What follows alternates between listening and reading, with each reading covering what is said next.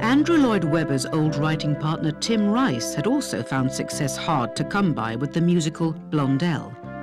But when he teamed up with one of the most successful songwriting duos of the 70s, it appeared his fortunes might be changing. As with Evita, Tim had come up with a radical idea. Both Benny and I were intrigued because the backdrop was the Cold War. And we were, you know, very close to the Soviet Union.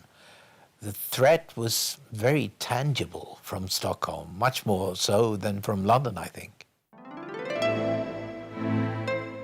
Chess told the story of Russian and American grandmasters battling it out against a backdrop of the Cold War.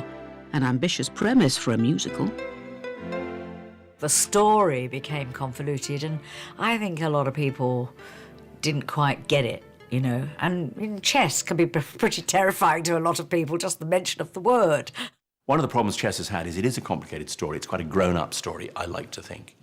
And really, it needs, at times, subtitles. Because when you get more than 3 or 4 people singing, it's very hard to hear the words. Wasn't it good? So cool. Wasn't he fine? So fine. But on opening, Chess did perform well, and with the show pulling in the audiences, Rice, Benny and Bjorn spied a chance to follow in the footsteps of Lloyd Webber and Cameron Mackintosh.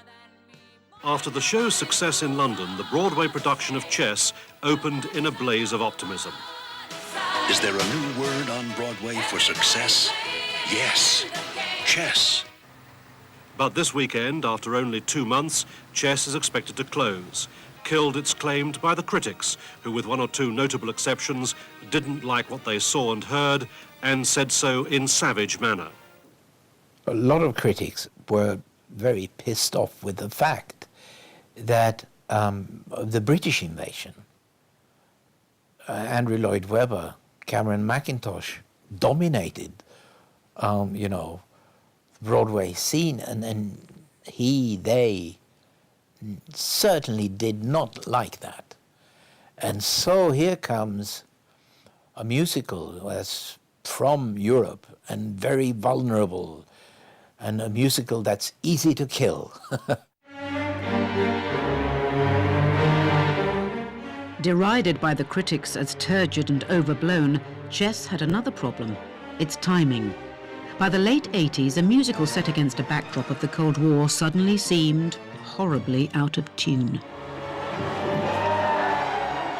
I think chess was clobbered by the fact that the Cold War ended. We kept worrying about what was going to be in the papers, and we'd go, oh my God, terrible news, the Berlin Wall's come down, this is awful, this will ruin our show. And then they forced open another gate and piled through it.